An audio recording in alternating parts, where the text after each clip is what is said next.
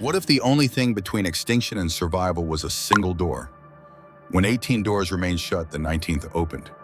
But what happens when the person who once coded the death of millions becomes their only hope?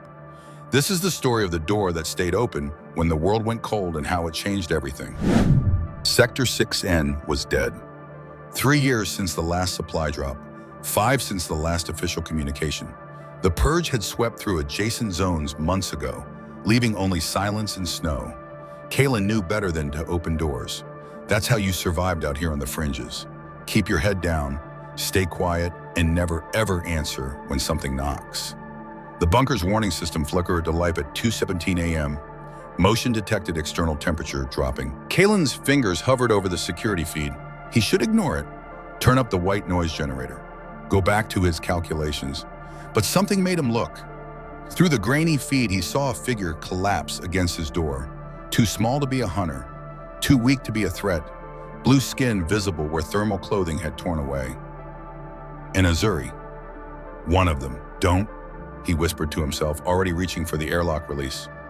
Rations calculated for 1 system capacity, for 1. Survival probability for 1. The door hissed open. Arctic wind cut through the bunker like a knife carrying snowflakes and the smell of iron. The figure stumbled forward, eyes half-lidded and glazed with frost, female young. Her skin the pale blue of deep ocean water, now mottled with the purple black of severe frostbite. She fell into his arms unexpectedly, light, her body temperature dangerously low. Breath coming in shallow gasps that formed small clouds in the heated air of the bunker. Kaylin didn't hesitate. The med bay was ready in 40 seconds. Thermal blankets engaged nanite. Injection prepared. He worked methodically, refusing to acknowledge the voice in his head, the voice that reminded him what he used to do, who he used to be. The algorithms he wrote that marked her kind for processing. He let her in, not out of hope but guilt. Hours passed, the readout stabilized. Her breathing deepened. In the quiet hum of the bunker's life support systems, Kaylin watched her chest rise and fall. She was going to live around dawn, she stirred. Her eyes fluttered, cracked lips parted. A whisper so faint he almost missed it, Saren. And Kaylin thought that was the last surprise, that he'd done his one good deed in a world gone cold, that maybe this small act might balance the scales against everything he'd helped create. Until 3 days later when the proximity alert sounded again, until the next knocked. Recovery came in stages. First, Varus's body temperature stabilized, then color returned to her frost-damaged extremities, a deeper blue where healing began. 3 days after collapsing through his door, she finally opened her eyes fully. Kaylin noticed how they tracked him, cautious, calculating, always marking the distance between them. She flinched when he approached with medicine. Her hand twitched toward non-existent weapons when the bunker's systems whirred unexpectedly. "You can speak," he said on the 4th day, setting down a bowl of synthesized nutrient broth. "If you want to." She regarded him with those violet eyes. Why waste words on someone who won't be alive much longer? Kaylin paused. "You're stabilized the nanites." "Not me," she interrupted. This sector is marked for cleansing, 2 weeks, maybe less." Silence hung between them. Kaylin should have been afraid, but instead he felt an odd relief, an end to waiting. "How do you know?"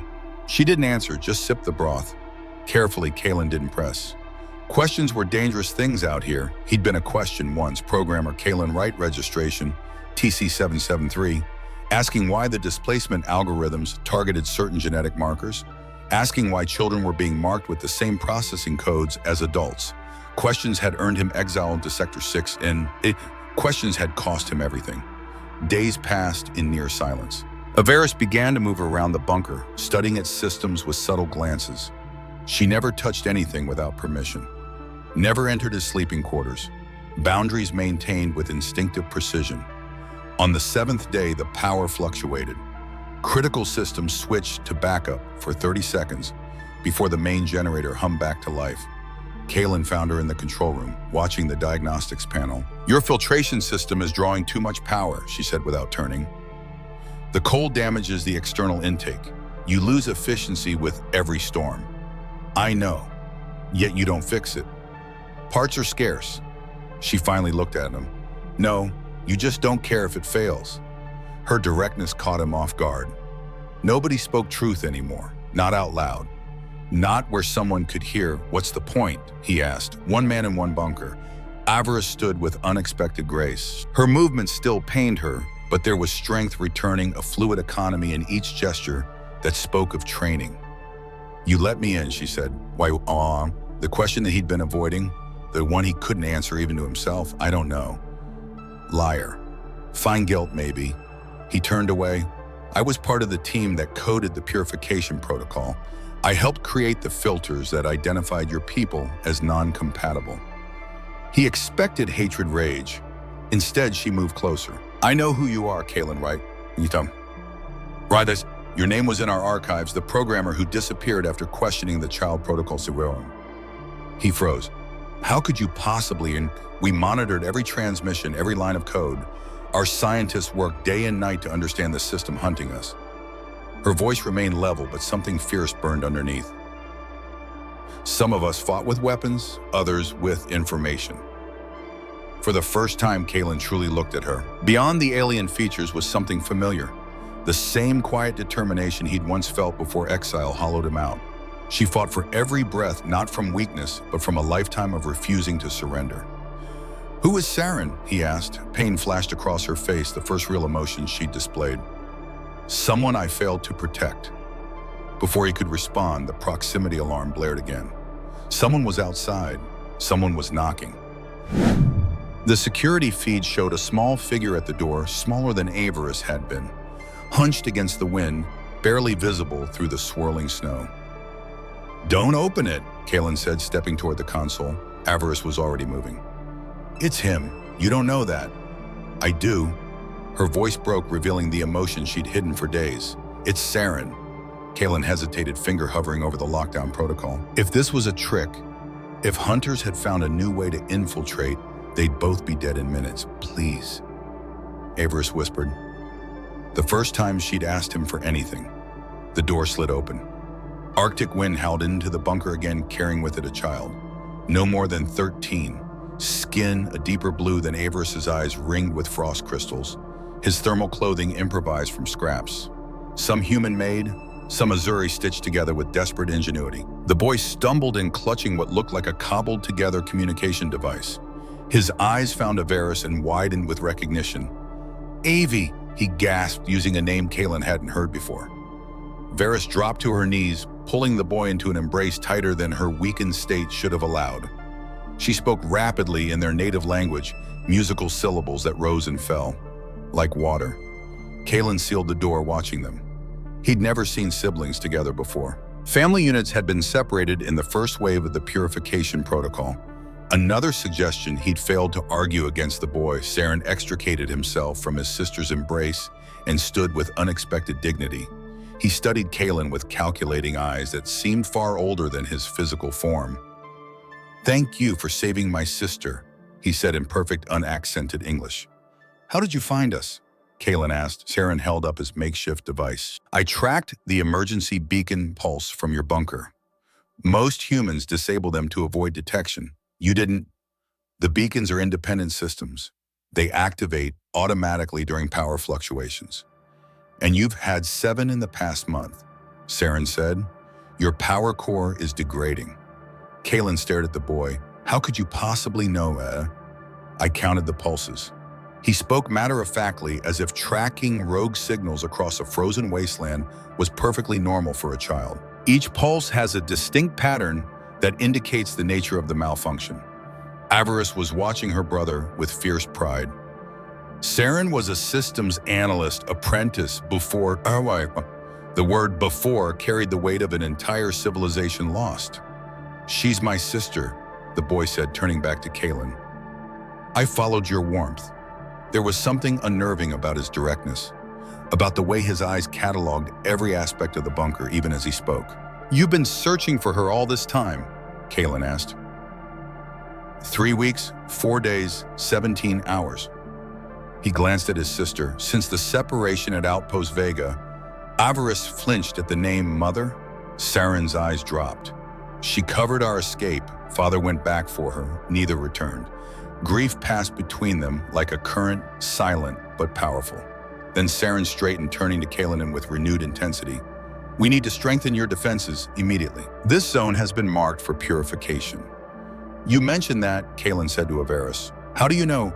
Saren pulled a small, metallic disc from his pocket. It projected a holographic map of the region, sectors labeled in both human and Azuri notation. I intercepted a Hunter transmission 3 days ago. Sector 6N is scheduled for total cleansing. They're moving methodically through the border regions, eliminating remaining pockets of resistance. His small finger traced the projected pattern. The reinforcement units arrive in 8 days. How many, Mom?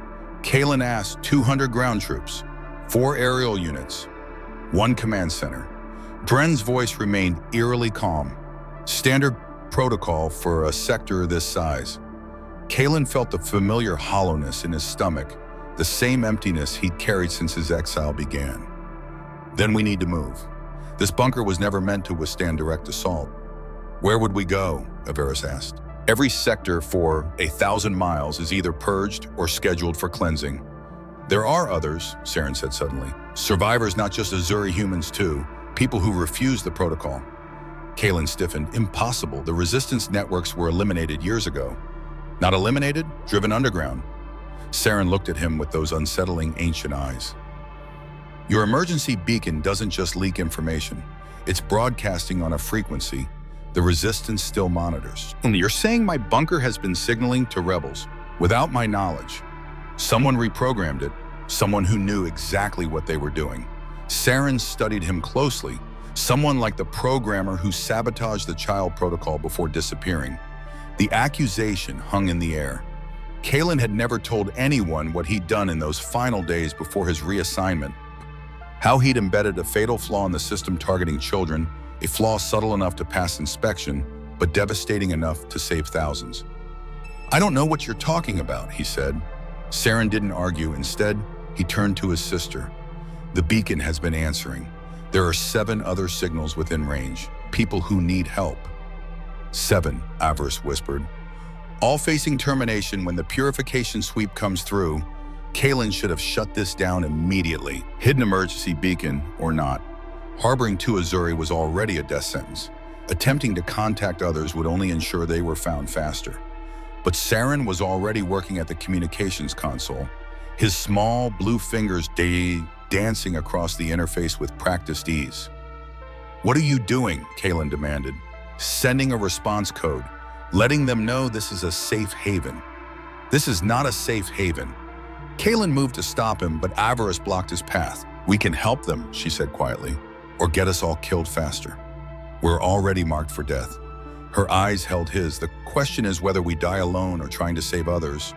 The console chimed. A response was coming through, faint, fragmented, but unmistakable. A human voice. Please, anyone, children on board running out of time. They opened the door to save one. Now they had to decide if they'd fight for the rest. The signal faded to static. Kalen killed the transmission, his hands trembling slightly. We can't help them, he said, voice hollow. This bunker barely supports 3 people. The life support systems are already taxed beyond recommended capacity. Saren was examining the bunker schematics on a side console. The environmental controls can be reconfigured to handle 9 additional occupants if we redirect power from non-essential systems. And how exactly would you know that? Kalen demanded. Because I understand the TC-5 bunker design better than you do, the boy replied without looking up. This is a border security outpost modified for long-term habitation, originally designed for a 12-person security team. Avaris touched her brother's shoulder. Saren was part of the resistance infiltration team. They studied everything about human border installations, memorized every schematic, every weakness. He's a child. Watch it home. I'm 13, Saren corrected. The same age you were when you wrote your first targeting algorithm for the purification protocol. The accusation hit Kalen like a physical blow. He stumbled back, catching himself against the wall. How could you possibly know that your personnel file was part of our intelligence gathering? Saren said matter-of-factly. Kalen Wright, coding prodigy, recruited at 13, specialized in identification algorithms by 17. Lead programmer on the genetic sequencing initiative by 22. That's enough, Kalen whispered. Primary architect of the Azuri targeting protocol. At 24, mysteriously reassigned to border duty at 26 after questioning the child protocol expansion. I said that's enough. Kalen's voice cracked through the small bunker. Silence fell. Saren finally looked up from the console, his expression unnervingly calm. I'm not accusing you. I'm establishing that you know exactly how to help these people. Everest moved closer to Kalen, her violet eyes studying him with new intensity. Is it true you designed the system that marked my people for extinction? The question he'd been dreading since the moment he let her in. The truth he'd buried beneath years of isolation and regret. Yeah, the admission felt like tearing open an old wound. I wrote the code that identified Azuri genetic markers for processing. On it, I believed we were securing humanity's future on New Earth. I believed what they told us, that your people were incompatible with terraforming efforts. Everest's face remained unnervingly still. You helped erase my name before you ever saw my face. I didn't know, he whispered. I swear I didn't understand what processing meant until I was too deep. By the time I realized people were dying, children, she corrected quietly. Our children were the first to go. I tried to sabotage it, Kalen said desperately. When they expanded the protocol to include children under 10, I embedded a fatal flaw. A cascading error that would corrupt identification markers for anyone under a certain age. His hands clenched into fists. They caught it, fixed it, and sent me here to die slowly. Not entirely, Saren interjected. Your code worked better than you know. The corruption spread through backdoor protocols to 3 additional targeting systems. Approximately 22,000 children escaped identification because of your sabotage. Kalen stared at the boy, unable to process what he was hearing. That's impossible. They caught the error. They caught one error, not the distributed secondary protocols you embedded in the backup systems. A ghost of a smile touched Saren's lips. It was elegant work. Our technicians studied it for months to understand how you did it. Hope flared briefly in Kalen's chest, a sensation so unfamiliar, it was almost painful, but Everest's expression hadn't changed. 22,000 children, she said flatly. Out of how many millions? The hope collapsed. I can't change what I did, he said, or what I failed to do. No, she agreed, but you can decide what you do now. The distress call chimed again. Weak, desperate Saren moved to answer it, but Kalen stopped him. If I help these people, if we somehow make this work, it doesn't erase what I've done. No one's asking for absolution. Avarice said, just action. Why would you even want my help after what I did to your people? Because the broken systems that created you are the same ones trying to kill us all. Her eyes held his unflinching. And because underneath your guilt, you're still the person who opened the door when everyone else had them sealed shut. Saren watched their exchange with those unsettlingly perceptive eyes. He didn't offer forgiveness either, just cool, practical assessment. The secondary broadcast is coming from an emergency shuttle, he said. 3 adults, 4 children, human and Azuri mixed approximately 20 kilometers northeast. They have less than 6 hours of life support remaining. No forgiveness, no absolution, just necessity lives hanging in the balance. Kalen took a deep breath. 20 years of running from who he'd been, from what he'd done. Let's bring them in, he said. The rescue mission succeeded barely. Kalen piloted the bunker's emergency skimmer through whiteout conditions, while Everest navigated using Saren's modified tracking system.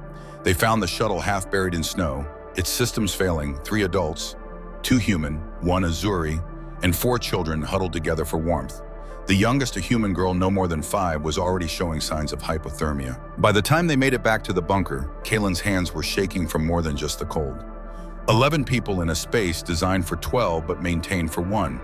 It should have been impossible, but in the days that followed, the impossible became routine. Saren and Kalen worked in shifts, rewiring systems, rerouting power, conduits, maximizing every resource.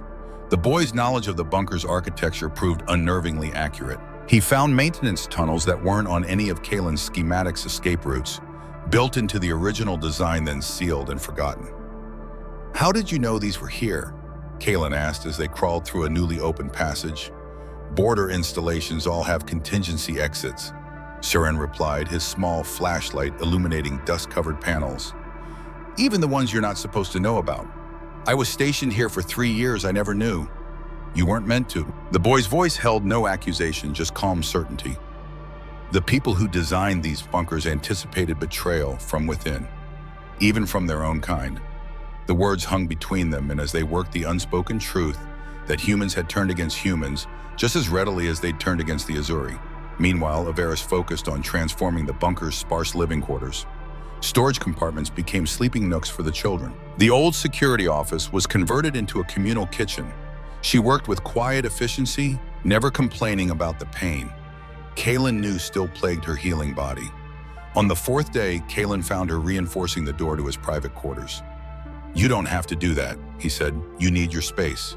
She didn't look up from her work. Everyone does. "I'm not used to people. None of us are, not anymore." She secured the final bolt, then stood to face him. "But we adapt." The way she said it was simple determination rather than resignation. Struck something in Kaylin that he thought had died years ago. A quiet admiration, perhaps even hope. Adaptation came in unexpected ways. Saren and the other children started a game of mapping every centimeter of the bunker, marking safe zones and blind spots where the security systems couldn't reach. What began as play evolved into a comprehensive security assessment. The adult refugees brought their own skills. Neela, an Azuri medical technician, converted half of Kaylin's laboratory into a proper medical bay. Marco, once a hydroponics engineer for the colony ships, began experimenting with growing nutrient-dense algae using the bunker's limited light sources. Tara, a former communications officer who had been discharged for sympathizing with non-compatibles, worked alongside Saren to expand the reach of their emergency beacon. "We're broadcasting too wide," Kaylin warned, but as he watched them modify the signal array, "The wrong people will hear us." "They already know we're here," Tara said matter-of-factly. "The question is whether the right people will find us first." On the 7th night, when most of the bunker slept, Kaylin found Saren alone at the communications console. The boy's fingers danced across the interface with practiced precision, adjusting frequencies, strengthening transmissions. "You should sleep," Kaylin said. "I've recalibrated the system to automatically scan for distress signals," Saren replied without looking up. "If we're going to survive, others should too. You know that bringing in more people increases our risk. Staying alone would be safer," Saren agreed. "But we'd still die when the purification teams arrive. So this is about strength in numbers." "No." For the first time, Saren looked up. "It's about living for something more than just surviving another day." The words hit Kaylin harder than he expected. How long had he been here alone, just marking time, surviving without purpose, without meaning? Saren turned back to his work. "Averis told me about your code, the sabotage that saved those children.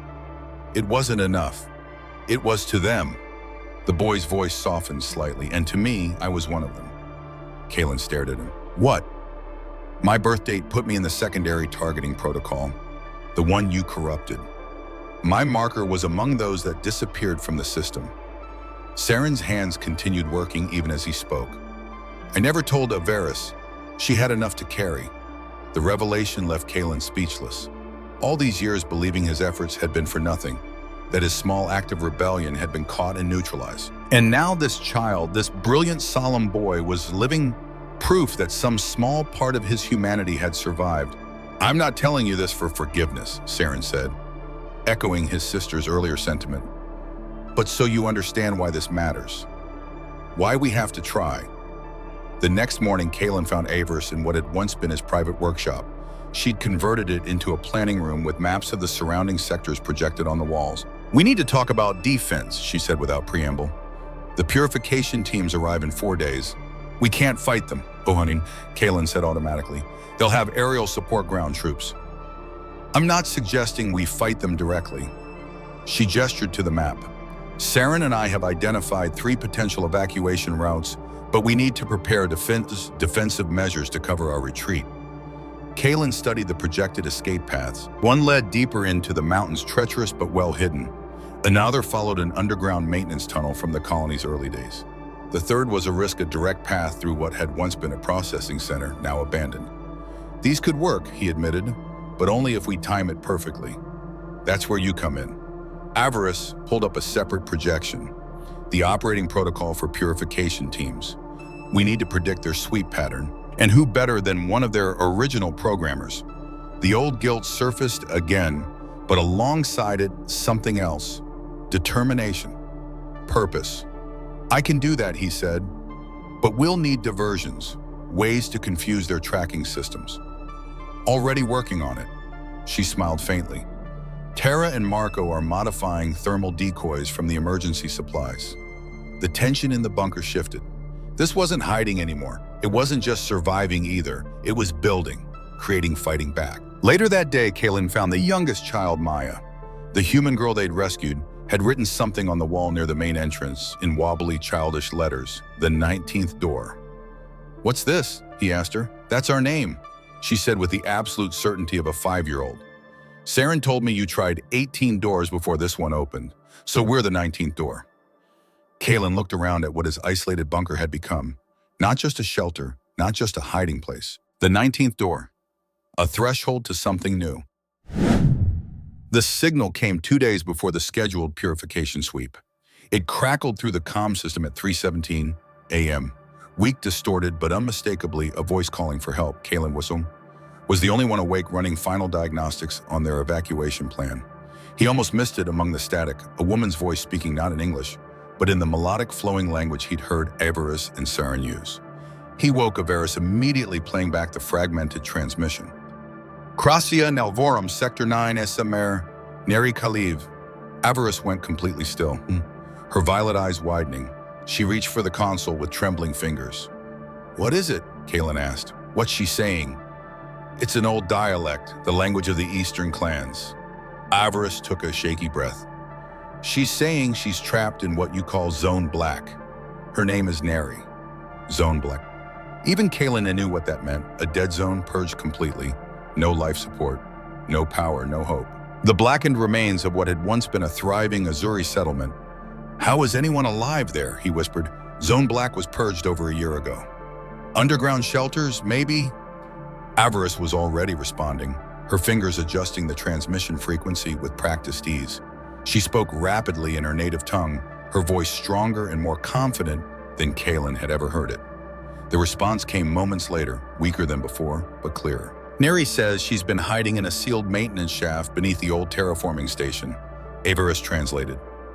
7 months alone, 7 months in a maintenance shaft. Kaylin shook his head. "That's not possible. The air would.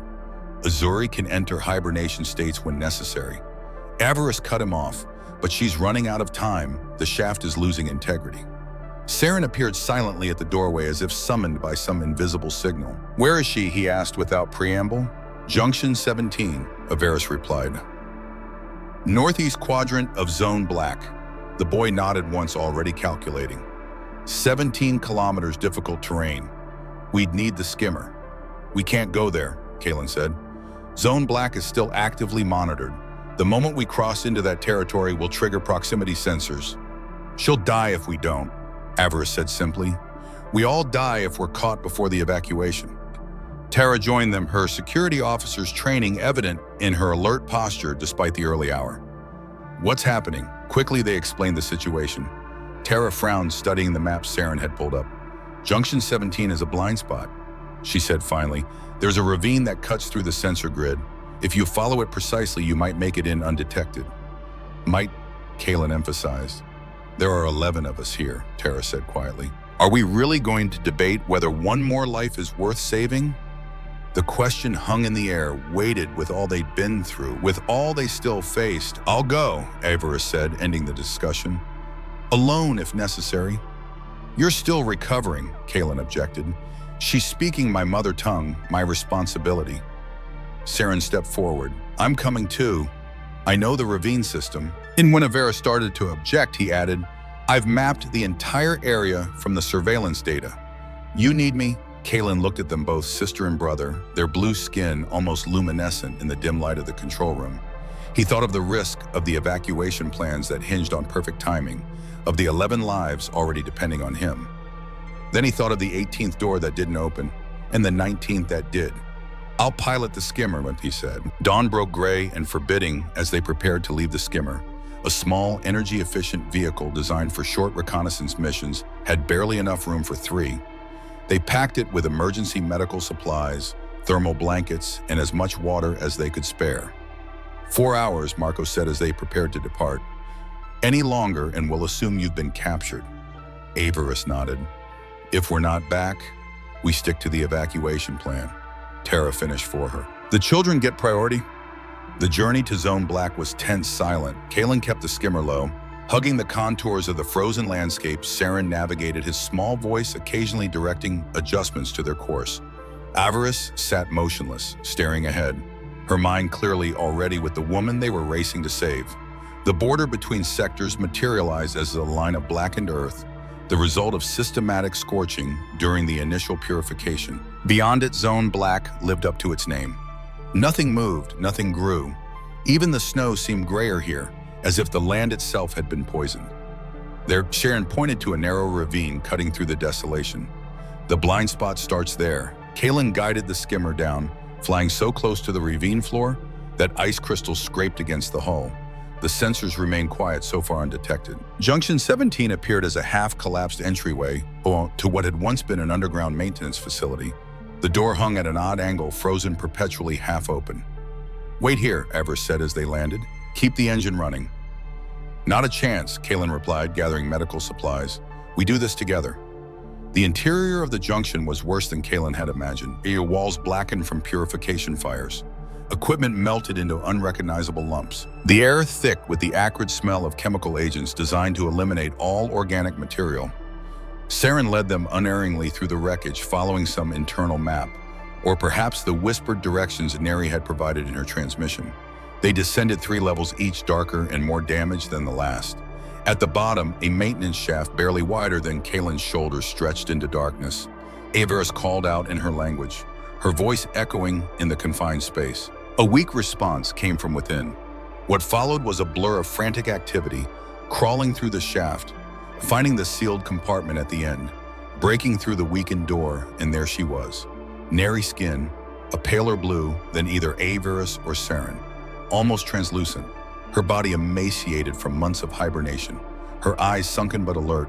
She spoke rapidly to Avarice, clutching her hand with surprising strength. "What's she saying?" Kalen asked as he prepared an emergency hydration injection. Avarice's face showed a complex mixture of emotions. "She says she's not alone." That's when Kalen noticed the swell of Neri's abdomen beneath her tattered clothing. Impossible to miss, despite her otherwise emaciated frame. "She's pregnant," he whispered. Saren was already scanning her with a medical detector. "3rd trimester, the baby is alive." "How?" Kalen asked, stunned. "Hibernation should have. Our bodies protect our young." Avarice said simply, "Even at the cost of our own survival." Neri spoke again, her voice stronger now as the hydration solution began to take effect.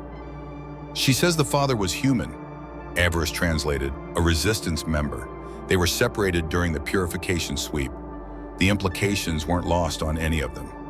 A human Azuri child, exactly the kind of genetic contamination the purification protocol had been designed to prevent.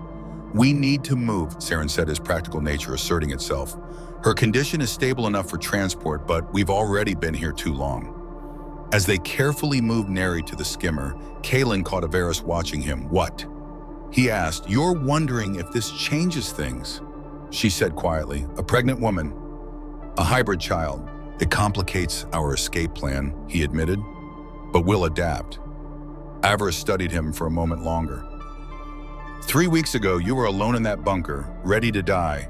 Now you're risking everything for strangers." "Not strangers anymore," he said, and realized with some surprise that he meant it.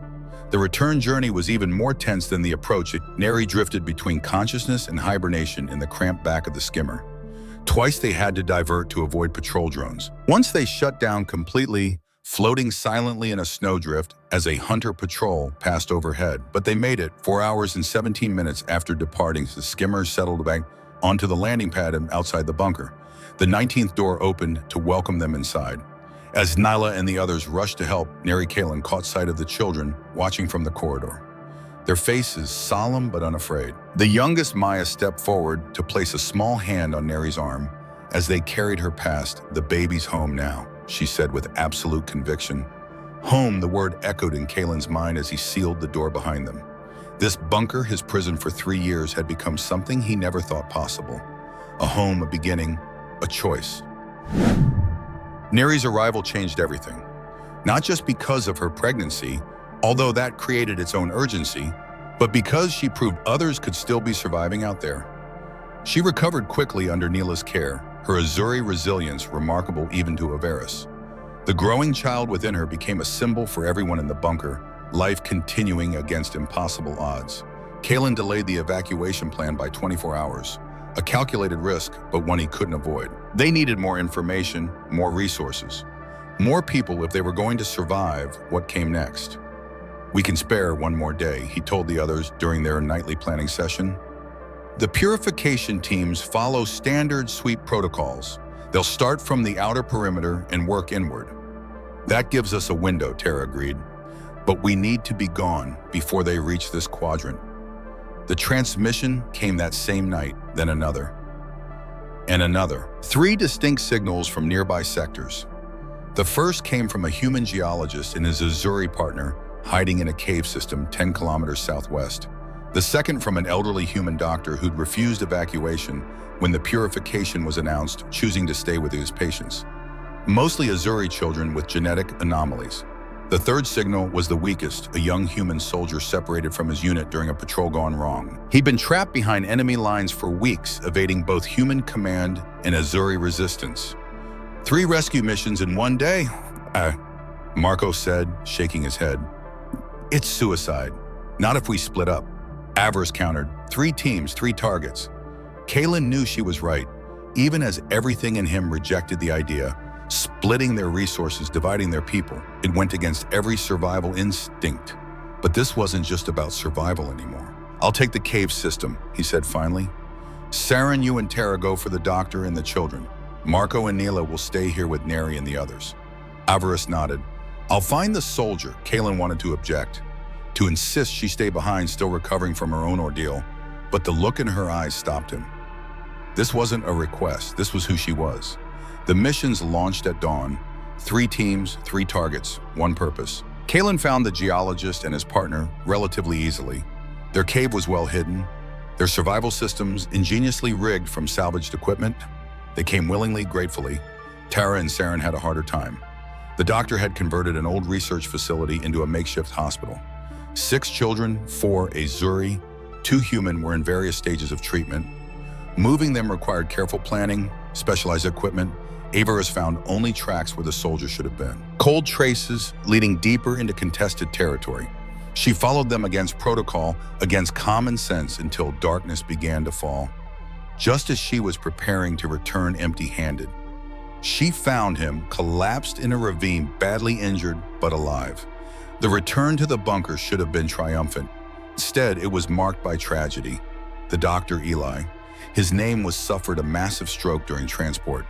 Despite Neela's best efforts, he died minutes after reaching the bunker. His last words were instructions for continuing his patient's treatments. 17 people now filled a space designed for 12. They should have been cramped, uncomfortable at each other's throats. Instead, they worked together with the fluid efficiency of people who understood exactly what was at stake. That night, Kalen retreated to the control room, haunted by Eli's death. By the weight of responsibility that grew heavier with each new life they saved, he found himself staring at the bunker's administrative console, specifically at the restricted protocols he'd been forbidden to access when they'd exiled him here. Protocols designed to connect this outpost with others like it across the frontier. "You can break through those locks," Avaris said softly from the doorway. Kalen didn't ask how she knew what he was considering. "It would trigger alerts. They'd know instantly that I was accessing restricted systems." "They already know we're here," she echoed Tara's words from days earlier. "The question is whether we can help others before they find us." With a deep breath, Kalen began typing codes he wasn't supposed to remember. Backdoors he'd designed years ago. System after system unlocked under his fingers. "What exactly are you doing?" Avaris asked, moving closer. "Reopening emergency protocols. I shut down when I arrived." His fingers never stopped moving. Border outposts were designed with emergency override systems, ways for citizens to enter security bunkers during attacks or environmental catastrophes. "You disabled them." "I was ordered to." The admission came easier now. "But I wrote most of the lockdown code. I know how to reverse it." For 3 hours, Kalen worked without pause. Avarice stayed with him, occasionally asking questions, but mostly watching in silence. When he finally sat back exhausted, the screens around them glowed with new information. "There, sir," he said, pointing to a map of the surrounding sectors. 5 more outposts within 50 kilometers. All supposedly abandoned, all potentially viable as shelters. Can people reach them? If they know where to look. He pulled up another screen. "I've set each outpost to broadcast on the same frequency we've been using. Anyone scanning for help will find 5 new safe harbors." Avera studied the map, her expression unreadable. "And what happens when the purification teams detect these activations?" "They come for us," Kalen said simply, "but by then we'll be gone." The next morning, Averis gathered everyone in what had once been the mess hall. Without preamble, she began teaching them survival techniques, how to mask their heat signatures, how to move through snow without leaving tracks, how to identify which plants remained edible, even after purification chemicals. The children learned fastest, especially Saren and the other Azuri young. Their bodies evolved on colder worlds, adapted more quickly. The human children watched and imitated, determined not to be left behind. Kalen found himself working alongside the geologist Henrik to improve the skimmer's stealth capabilities. The man's knowledge of mineral properties led to an improved shield against thermal detection.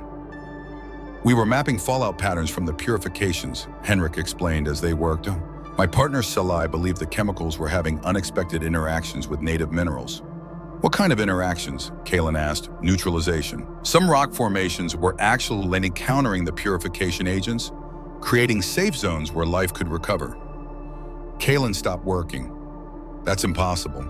The chemicals were designed to be permanent, to make terraforming impossible for anything but approved genetic profiles." Henrik looked at him strangely. "You sound very sure about that." "I helped design them," Kalen said quietly. "The admission should have created distance instead." Henrik nodded thoughtfully. "Then you should talk to Salai. She believes the system is failing not just morally but scientifically. The purification isn't holding. Life is finding a way through." That evening, Maya, the 5-year-old human girl, approached Kalen as he checked the evacuation preparations. Without a word, she handed him a crudely drawn map. "What's this?" he asked. "It's the 19th, she said proudly. "That's what everyone calls it now. The 19th door. Because 18 doors didn't open, but this one did." She pointed to the various rooms she'd labeled. "See, that's where Neri sleeps, and that's where Saren teaches us about stars, and that's where Averis shows us how to hide." Kalen studied the child's drawing. Something caught in his throat, an emotion he couldn't name. "Do you like it?" Imaya asked. Yes, he managed, very much. Later, he found the name had spread. He overheard Marco telling a new arrival where to store their supplies. "Take it to the north corridor of the 19th. Terra was organizing watch rotations for the 19th's perimeter. They didn't call it a bunker anymore. They didn't call it an outpost or a shelter. They called it the 19th, a place that opened when others remained shut. That night, as Kalen made his final rounds, he passed the main entrance where Maya had first written the name. Someone he suspected Averis had formalized it, carving it into the metal beside the door control. The 19th door. And below it, smaller but equally precise, always open. The evacuation countdown reached 36 hours when the proximity alarm sounded again. By now, the routine was well established. Security alert, identification, scan, decision protocol. Everyone knew their roles, but this alert was different. The figure at the door wasn't collapsed in the snow or desperately seeking shelter. He stood upright, facing the camera directly. A human male, middle-aged, wearing what appeared to be a damaged directorate uniform. "Trouble," Terra muttered as they gathered around the security feed. "That's a command officer's insignia." Kalen studied the man's face, a faint recognition tickling at the back of his mind. "Run the identification scan." Saren was already ahead of him. Victor Harlow, former Chief Operations Officer for the Western Provisional Government, listed as missing in action during the Zone 4 conflicts. Averis looked at Kalen. "Your call." Kalen stared at the name on the screen. Victor Harlow. The memory crystallized suddenly. A conference room 3 years earlier. A desperate petition. A decision made with clinical detachment. "I know him," Kalen said quietly. "Friend or foe?" Marco asked. "Neither." Kalen struggled to find the words. "He came to me once before my reassignment. The silence in the control room was absolute. Everyone understood what before meant, "We can't risk it." Tara said finally, "A directorate officer could compromise everything." Former officer Saren corrected. Current status disavowed. Kalen moved toward the door controls. "I'll handle this." "Not alone," Avarice said, falling into step beside him. Harlow's expression didn't change when the door slid open. His eyes bloodshot, exhausted, fixed immediately on Kalen. "Right," he said. "Not a question, Harlow." Kalen kept his hand near the emergency lockdown control. "You're a long way from the Western Provisional Government. The WPG doesn't exist anymore?" Harlow's voice was hoarse as if he hadn't used it in months. "Purged 4 weeks ago, total cleansing protocol." Kalen felt Avarice tense beside him. The Western Territories had been reported as successfully integrated in the last official updates he'd received. "What do you want?" Kalen asked. "I've been tracking your signal for 3 days." Harlow's gaze shifted briefly to Avarice, noting her blue skin without comment. "Didn't expect to find you playing host to non-compatibles." "Answer the question." Avarice said, her hand moving subtly toward the weapon concealed at her hip. Harlow looked back at Kalen. "Do you remember me right? Do you remember why I came to your office 3 years ago?" The memory was sharp now, cutting through the fog of intervening years. The desperate man across his desk, the file pushed urgently toward him. The request for expedited processing. "Your daughter," Kalen said. "She was sick. Genetic anomaly affecting her immune system, treatable with gene therapy, but only at Central Medical." Harlow's voice remained flat, emotionless. "Gene therapy restricted to those with approved genetic profiles. You wanted me to override her classification. I needed an exception signed by a level 5 programmer. You had the authority," Kalen remembered. The file had been one of dozens that crossed his desk that day, a routine denial based on protocol violations. "I followed procedure." He said the words, sounding hollow even to himself. "You stamped my daughter's file." Harlow's mask of indifference cracked slightly. "She died waiting for approval that never came." The silence stretched between them, weighted with accusation, with guilt that couldn't be denied or excused. "What do you want from me now?" Kalen finally asked. "Nothing." Harlow's gaze swept past him to the interior of the bunker. "I came because of the signal, because someone was finally answering when everyone else had gone silent." Kalen studied the man before him, the ragged uniform, the haunted eyes, the faint tremor in his hands that spoke of exposure, exhaustion, or both. "After Emma died," Harlow continued, "I started asking questions, making inquiries. I discovered there were others like her, denied treatment because of genetic markers that had nothing to do with their conditions." "And they sent you to the border for that?" Avarice guessed. Harlow nodded. "Reassigned to oversee purification protocols in Zone 4, I was told it was a promotion." A bitter smile touched his lips. "I lasted 3 months before I saw what we were really doing out there." "You deserted," Kalen said. "I refused to participate in genocide." Harlow's eyes hardened, unlike some people. The accusation hung between them, deserved undeniable. "What happened to the Western government?" Avarice asked, breaking the tense silence. "They stopped being useful." Harlow said simply, "The purification expanded beyond the original containment zones. Someone decided the provincial authorities asked too many questions." "You have proof of this?" Kalen asked. "Better." Harlow reached slowly into his jacket, ignoring the way Avarice tensed. He withdrew a small data core. "I have the next target list and the authorization codes to access the deployment schedule." Kalen and Avarice exchanged glances. If Harlow was telling the truth, the information on that core could save countless lives. It could also be a trap, a way to locate and eliminate the growing network of resistance outposts. "Why would you give this to us?" Avarice asked. "Because someone needs to survive to tell the truth."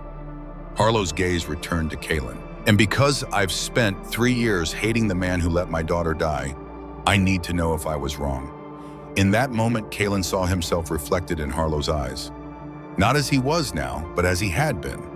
Detached, clinical, making life or death decisions based on codes and protocols rather than human consequences. "You weren't wrong." The admission came easier than Kalen had expected. "I was part of the system that killed your daughter, that killed millions like her." And now, Kalen glanced at Avarice, then back to the man who had every reason to hate him. Now I'm trying to save who I can. It wasn't enough. It would never be enough, but it was the truth. Harlow studied him for a long moment as if weighing his sincerity. Then he held out the data core. Start with this. Kalen took it, feeling the weight of what it represented. We're evacuating in 36 hours. The purification teams are coming for this sector. I know. Harlow looked past him to the bunker that had become the 19th. I was hoping you might have room for one more. The request hung in the air between them. This man whose daughter had died because of Kalen's signature on a form. This man who now stood before him asking not for forgiveness, but for shelter. Your daughter, Kalen said carefully. What was her name? Emma. For the first time, emotion cracked through Harlow's voice. Her name was Emma. Kalen stepped aside, clearing the path into the bunker. Then come inside. Victor Live here. Let me make this door count. The data core Harlow brought changed everything. It contained not just the next purification targets, but something far more valuable: access codes to the emergency broadcast network. A system designed to warn citizens of environmental catastrophes, repurposed by the Directorate for Evacuation, notices ahead of purification sweeps. We can use this to warn people, Kalen said as he and Saren worked to decrypt the final security layers. Send advanced notifications through the same channels the Directorate uses. As better, Saren replied, his young face illuminated by the screen's blue glow. We can redirect people to safe harbors, to the 19th and the other outposts you've activated. The evacuation plans shifted. Instead of abandoning the bunker entirely, they decided to maintain a skeleton crew at the 19th, enough to welcome newcomers, guide them through the initial protocols, then send them on to more permanent shelters, deeper in the mountains. Kalen worried about dividing their resources, but Avaris was adamant. Someone has to stay behind to keep the door open, she said during the final planning session. Otherwise, what was the point of all this? The decision wasn't unanimous. Tara argued forcefully for complete evacuation. We've done what we can, she insisted. Now we need to secure our own survival. I'm staying, Saren announced, ending the debate. His voice, despite his youth, carried the absolute certainty that had become his trademark. I'll run perimeter checks, guide people in. You're 13, Tara objected. I've survived 3 purifications, he replied evenly. Age is just a number out here. No one argued further. The truth was, Saren had proven himself more capable than most adults. His night patrols had already saved 2 families who might otherwise have wandered past the bunker in the darkness. Over the next 24 hours, the restructuring of the 19th took shape. Essential personnel and most of the children were relocated to the mountain shelter. Henrik had discovered a natural cave system warmed by geothermal activity. Marco led the hydroponics team, determined to establish sustainable food production. Neela took Neri and the most vulnerable, creating a medical sanctuary deep within the cave network. Meanwhile, the 19th transformed into something like a way station. Avaris established thermal recovery protocols for new arrivals, techniques to slowly warm frost-damaged tissue without causing further injury. Harlow, with his knowledge of Directorate operations, created warning systems to detect approaching patrols. Kalen found himself back where he started at the communications console, but now instead of monitoring silence, he broadcast hope. Coordinates, instructions, safe routes through dangerous territory. And people came. 3 more the first night, a family of 5 the next morning. 2 young Azuri scientists who had hidden inside a decommissioned cooling tower for months. Each arrival followed the same pattern. Disbelief at finding an open door, confusion at seeing humans and Azuri working together, then overwhelming relief as they realized the refuge was real. The 19th was well beyond capacity. Now 32 people cycling through a space designed for 12. They stayed only long enough to recover, learn the basics of survival, then move on to the mountain sanctuary or one of the other activated outposts. It's working, Kalen told Avaris as they watched a recently arrived group preparing to depart for the mountains. The network is growing. Avaris nodded, but her expression remained guarded. For now, until they change the access codes, until they realize what we're doing. By then, we'll have saved hundreds. And what about after, she asked. This isn't sustainable, Kalen. Eventually, they'll track our transmissions. They'll send specialists to shut us down. He had no answer. The logic was undeniable. They were operating on borrowed time. Each person they saved increased the risk of detection. Each transmission could be the one that finally gave away their position. But logic had stopped being the point days ago. That evening, as another storm descended on Sector 6N, Saren returned from patrol with a new rule etched into the small tablet he carried everywhere. "What's this?" Kalen asked. The boy handed him the tablet. 5 simple words glowed on the screen. "If you knock, we open come." "It's our protocol," Saren said as if it were obvious, "the parameter that defines the 19th. Kalen studied the words. So simple, so dangerous, so necessary. "You should add it to the entrance," Saren continued, "so people know before they even walk inside." The next morning, Kalen found Avarice already at work beside the main door, carefully etching Saren's words into the metal below. "The 19th at the 19th door." "Did you agree with this?" he asked, watching her precise movements. She didn't look up. "It's who we are now. It's dangerous." "Of course it is." She paused, examining her work. "But less dangerous than becoming like them, less dangerous than closing our door because we're afraid." That night, a new storm swept in, the worst they'd seen in months. Winds reaching 120 kilometers per hour, temperatures dropping to -50. The kind of storm no one could survive in the open. The security protocols automatically initiated lockdown procedures. Thermal seals engaged, external sensors retracted to prevent damage. The main door sealed with a heavy pneumatic hiss. Kalen was in the control room when Harlow found him. "Someone's outside," the ex-officer said without preamble. "Impossible in this storm." "Look," Harlow pointed to a secondary monitor showing a faint thermal signature pulsing at the edge of their detection range. Too weak to trigger the automated alerts, too persistent to be a glitch. Someone was out there dying in the storm. Kalen's hands moved before his mind fully processed the implications. Override commands, security bypasses. The system resisted, flashing warnings about structural integrity, about external conditions exceeding safety parameters. "What are you doing?" Harlow asked as alarms began to sound throughout the bunker. "If you knock, we open." Kalen said, activating the final override. The door unlocked with a mechanical groan. Emergency lights flashed as the storm's fury invaded the entrance corridor. Warning systems blared about critical system compromise. Avarice appeared beside them, already pulling on thermal gear. "How many come?" "Can't tell," Kalen replied, struggling into his own protective suit. "Signal's too weak." "I'm coming with you," Harlow said, reaching for the remaining gear. Together, the 3 of them stepped out into the howling darkness. The wind nearly knocked them off their feet immediately.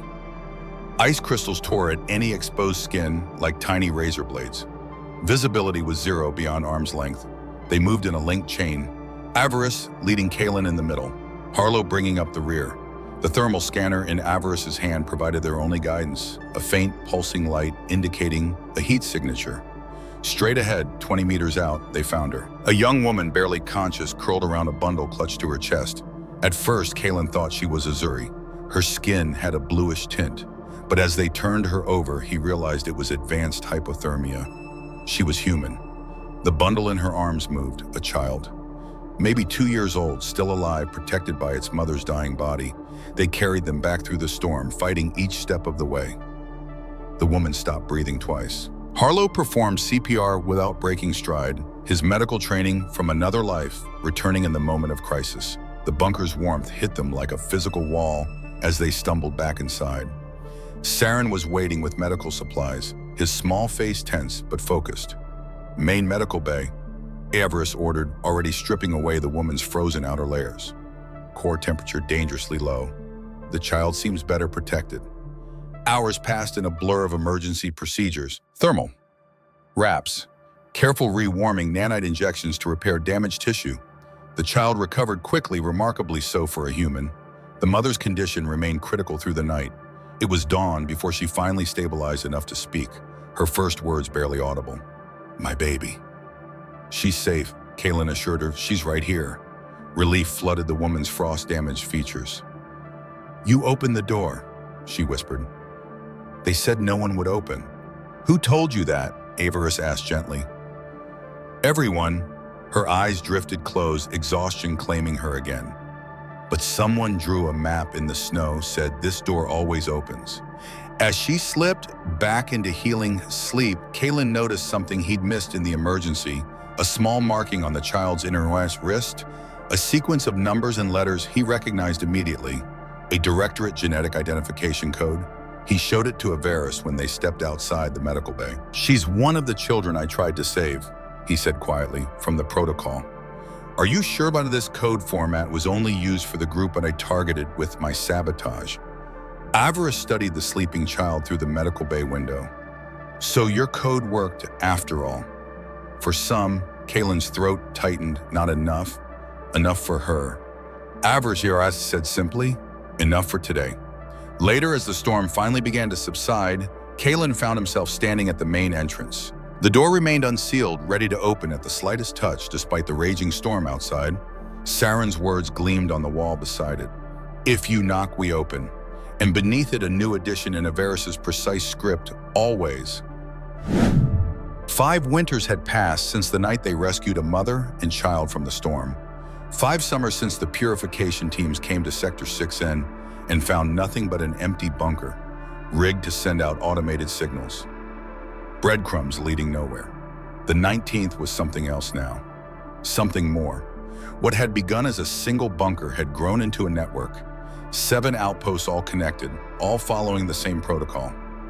If you knock, we open always. Kaylin stood at the reinforced observation window, watching the settlement that had grown around the original bunker. The harsh metal of the military installation was now softened by improvised additions. Living quarters built from salvaged materials, greenhouse domes cultivating hardy plants, even a rudimentary school where children of both species learned together. His fingers traced the small device in his pocket, a portable scanner monitoring Avarice's vital signs. Her pregnancy was progressing well, but he couldn't help checking. 5 years together had done nothing to diminish his concern for her. You're hovering again, she said from behind him. He turned to find her standing in the doorway, one hand resting on the gentle curve of her abdomen. Pregnancy gave Azuri skin a deeper blue tone, almost indigo. It suited her. I was just thinking, and he said, about the past again. She moved to stand beside him, following his gaze out to the settlement. About how impossible this all seemed 5 years ago. The door chime interrupted them, a sound now so familiar it was almost comforting. The 19th received new arrivals almost daily now. Refugees from distant sectors, survivors of purification attempts, sometimes even defectors from the directorate itself. That'll be Saren, Avarice said, right on schedule. They made their way to the main entrance, no longer a military airlock, but a proper gateway. The doors slid open to reveal a caravan of vehicles. At their head stood Saren, no longer the solemn 13-year-old boy, but a tall, confident young man of 18. His skin had darkened with maturity, now the deep blue of adulthood. Supply run successful, he reported, embracing his sister briefly before nodding to Kaylin. 3 new outposts established in the Eastern Quadrant, all broadcasting on the secure channel. Behind him, teams unloaded food, medicine, and the most precious cargo of all more survivors. Each face told a different story. Each represented a life that might have been lost. Saren now led the regional supply routes, dangerous missions that connected. The 19th, with other resistance outposts, scattered across territories once thought completely cleansed. What had begun as a desperate effort to save a few lives had evolved into something like a government in exile, a fragile but growing network of humans in Azuri who refused to accept the purification as inevitable. Any trouble? Kaylin asked as they walked together through the settlement. Hunter drones near the mountain pass, Saren replied. But we're getting better at evading them. The thermal cloaking technology works. And the new communication system. Wow. Both operational in 6 outposts. We're teaching others how to build their own. It was strange how normal this had become, this constant dance of rescue and resistance, the daily calculations of risk versus reward, the quiet pride when another life was saved. As evening approached, the settlement gathered for their communal meal, a tradition begun 3 years earlier, when food was still scarce and sharing was necessary for survival. Now it was something more, a declaration of community of chosen family, formed across species lines. Kaylin watched as Neri's child, now 5 years old and showing the unmistakable traits of her mixed heritage, helped younger children distribute the food.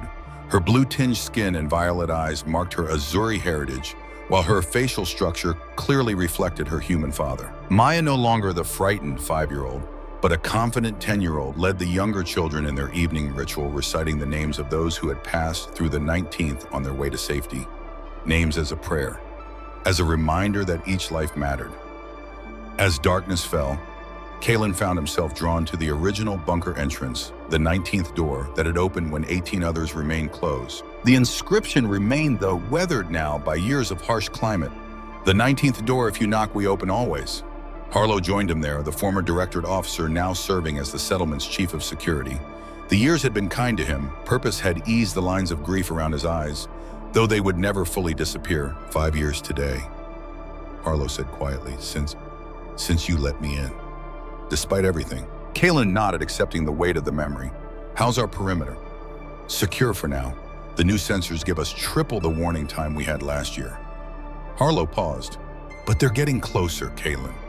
The hunter patrols, the long-range scanners. They know something's happening out here. They've always known, they just can't find us." "Can't find all of us," Harlow corrected. "The network is too spread out now, too interconnected. Take down one, find outpost, 3 more activate elsewhere." It was true, what had begun as one man's desperate act of atonement had evolved into something beyond any single person's control. The 19th wasn't just a place anymore. It was an idea, a movement, a defiant rejection of the purification's core premise. "We should get back," Kalen said, nodding toward the gathering that continued in the central plaza. "Avaris will be looking for us." And they'd almost reached the others when the perimeter alarm sounded 3 short pulses indicating an approaching heat signature. Not a full alert, just a notification. Someone was coming. After 5 years, the routine was well established. Security teams took positions, medical staff prepared for potential injuries. The doors remained open. Through the darkness, a single figure appeared, stumbling, barely maintaining forward motion. Young Kalen saw as they drew closer. A girl, maybe 14 or 15, human with dark skin now blue-tinged from exposure. She collapsed just meters from the entrance. Avaris reached her first, kneeling, despite her pregnancy, to cradle the girl's head. "Help me," the girl whispered, her voice barely audible. "They're coming. You're safe now." Avaris assured her, "You found us." The girl's hand moved weakly, revealing something clutched in her frozen fingers.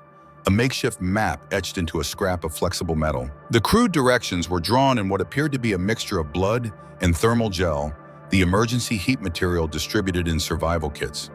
"Someone gave me this," the girl managed. "Said follow the signals, find the door that opens." Kalen knelt beside them, studying the map. It showed not just the 19th, but 3 other outposts in the network. Someone had been systematically guiding survivors to safety. "Who gave you this?" he asked gently. "Don't know his name, just..." His eyes blue like hers. She nodded weakly toward Avaris. "Said they were waiting? Said you stayed open?" Medical teams arrived carefully, lifting the girl onto a stretcher. As they carried her inside, Kalen noticed something familiar about the map's design, about the precise way certain landmarks were notated. He'd seen that style before. "Saren," he called, motioning the young man over. "Look at this!" Saren studied the crude map, his expression revealing nothing. But Kalen had known for months about the unauthorized missions, the midnight departures, the extra miles on the transport vehicles. "You've been marking trails," Kalen said. "Not an accusation, a realization." "Someone has to," Saren replied simply. "The signals don't reach everywhere." Avaris joined them, her hand settling protectively on her brother's shoulder. "How many have you guided here? I don't keep count." Saren's eyes followed the medical team as they disappeared into the infirmary with the girl, but they all matter. Later that night, with the settlement quiet and most inhabitants asleep, Kalen found himself back at the communications center he'd once manned alone. The console that had once monitored only silence now hummed with activity, countless signals coming and going from outposts across the territories once thought lost. Avaris found him there, as she often did. Without a word, she took his hand and placed it against her abdomen. The child within their child kicked against his palm. Strong, alive, a future neither of them had dared imagine 5 years earlier. "What will we tell them?" Kalen asked quietly. "About how all this began." "We'll tell them the truth," Avaris replied. "That sometimes survival comes down to the simplest choice to open a door when 18 others remain closed." He nodded, thinking of all the doors he'd closed before. All the lives he'd categorized, evaluated, and dismissed with clinical detachment. And then the one life Avaris he'd chosen to save. Not knowing that in saving her, he would begin to save himself. Outside the settlement slept peacefully under a blanket of stars. Children who would have been enemies now played together during the day. Adults who would have killed each other now worked side by side, all because one door had opened when it should have remained closed. They never closed this door. And that changed the world more than any war ever could. If this story of hope, survival, and open doors moved, you don't let it end here. Hit subscribe to join our community of storytellers and listeners. Share this with someone who needs to be reminded that sometimes the greatest act of courage is simply opening a door when everyone else keeps theirs shut. And remember, when the world goes cold, be the 19th door. Always open new stories every Tuesday. Subscribe now.